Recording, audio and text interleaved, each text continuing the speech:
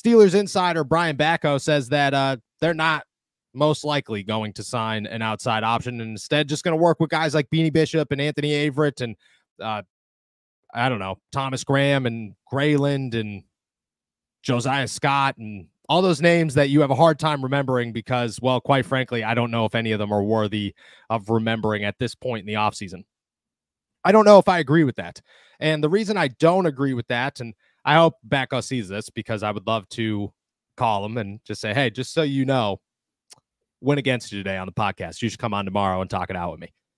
The reason I don't see the Pittsburgh Steelers adding or sticking with who they have, at least right up until the season, is simply because nothing that they've done to this point has said that that's the route that they're going to take. They haven't been cautious with any decision that they've made throughout the offseason, including signing Cam Sutton. That is one that came with a ton of criticism that in years past, you probably wouldn't look at the Steelers as a team that would sign Cam Sutton or even consider signing Cam Sutton. But this year, it's Super Bowl or bust. This year, they're looking at it and saying, we need to win playoff games, and we need to have the best team possible to win playoff games. And to do that, we need a slot corner. They're not going to roll Josiah Scott out there in week one and say, this is good enough, sounds good. Now, that could rule out a name like Chandon Sullivan or Elijah Riley or those lesser names where you say, okay, that's not really an upgrade for 8 weeks. But I don't think it rules out Patrick Peterson. I don't think it rules out Akella Witherspoon. I don't think it rules out, if you want to get crazy, Stephon Gilmore or Quan Williams or any of those guys. If you're a bigger name that's still out there, a guy that will make a solid contribution and be a difference maker on the defense, the Steelers are going to look at them because, quite frankly, they're hunting for a championship. They're hunting for a Lombardi. Sitting around on your hands for 8 weeks and saying, I hope this works out, just doesn't seem to fit anything that they've done. The Steelers have gone out and got Russell Wilson, Justin Fields. They added to their offensive line. They got Arthur Smith, which is no coincidence, Patrick Queen, Peyton Wilson, Dante Jackson, Deshaun Elliott. They went out and signed Dean Lowry, who's as big of a sleeper signing as there possibly comes in Pittsburgh. Nothing they've done this offseason says we are not going to be aggressive. If you're looking to trade for Brandon Ayuk at this point, you're also looking to sign another corner for probably nothing. I think it's a long shot that they stick with who they have, and I think it's much more likely that the Steelers go and get another corner, even if they already have a bunch of options that some people feel comfortable with. See, the only reason I disagree with you in that aspect is the fact that they brought in specifically Cam Sutton because they knew, and they had to know that it was going to be 6+ games for Cam Sutton. So there was already a plan in place for whenever the suspension came down. And at this time, you know, the only other way that I would say, all right, maybe they brought him in early to get him a little extra work because they knew he's not going to be around early in the season. But you look at what they've shown, and they have given a lot of opportunities through OTAs, through rookie camp to a lot of these younger guys, the Beanie Bishops, as you mentioned. Anthony Averett was at rookie camp, so they wanted to get an extended look at him, some extra reps at him.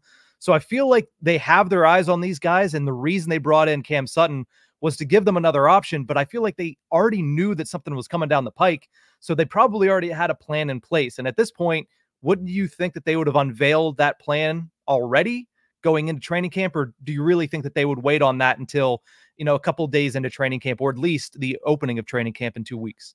So I think that the Steelers had an understanding that Cam Sutton was getting suspended. I don't believe that they expected it to be 8 games. And maybe I'm wrong there, but I think at some point they were hopeful that 8 games got cut down to 4. Because typically in the NFL, I mean, I've had conversations with the NFLPA and people inside the NFLPA where it's not really an appeal process. It's, hey, a player says, I would like to appeal this suspension. And the NFL just says, all right, sounds good. We're cutting it in half, because that's just a process that they're not looking to go through. Now, if it's longer, if it's Myles Garrett situations where he's kicked out of the league, or Josh Gordon situations where he's kicked out of the league, Martavis Bryant, excuse me. If it's guys like that, bigger names, bigger situations, I understand it. But I think the Steelers were looking at 4 to 6 games max. 8 might have surprised them a little bit.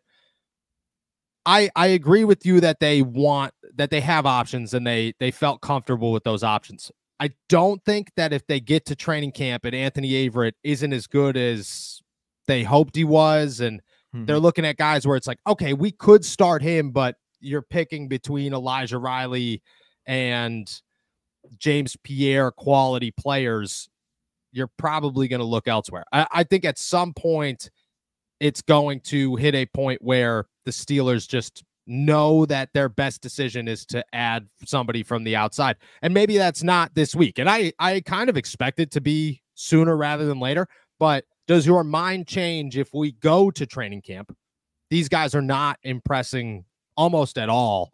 And we're hitting the first week of August, and the Steelers still don't have. I mean, you could look at the linebacker situation last year where it's the Steelers wanted Mark Robb to be that guy. They realized very quickly Mark Robb wasn't that guy. Quan Alexander came to town, and there it was. You know, could you look at it and say that could be the case?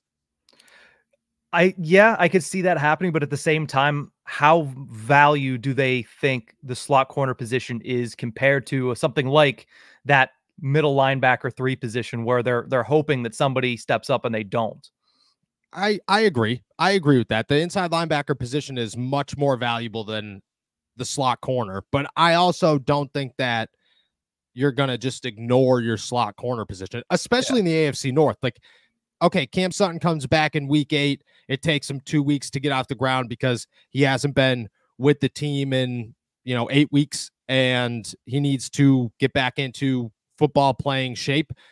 Okay, great. You're going into the back half of the season where you play the Browns, the Bengals, and the Ravens twice. They all have great slot corners. The Kansas City Chiefs have a great slot corner. You're the Philadelphia Eagles. Devontae Smith can play literally anywhere. AJ Brown could play literally anywhere. Like, you're kind of taking a risk where I think that position is valued in the Steelers' schedule where it could become an issue. Now, I also think that what helps this situation, at least in the terms of signing, is a guy like Patrick Peterson isn't your every down slot corner. A guy like Ahkello Witherspoon might be more than Patrick Peterson, but let's say Chandon Sullivan, let's say Quan Williams. These guys are not every single downs. They have flaws in different areas that you're going to have to make up for, which I think helps. Like, I think if you sign a Patrick Peterson, he's a backup outside, starter on the inside, and then an Arnold Grayland or a Thomas Graham or a Josiah Scott, somebody who's a firmer tackler, is your backup to also play on the inside, which helps. If Patrick Peterson or any of those guys are signing for $1 million, $2 million, it just, like, there's no reason not to. At some point, there's no reason not to. Yeah, especially because you have the space whenever you restructured Alex Highsmith and did nothing with it. So yeah, you have $15 million just sitting there going, all right, well, Brandon Ayuk might be available, but if not, let's go get Patrick Peterson because might as well. That is an interesting parallel to draw. It's a drop. I get it. Yeah, but it's a drop.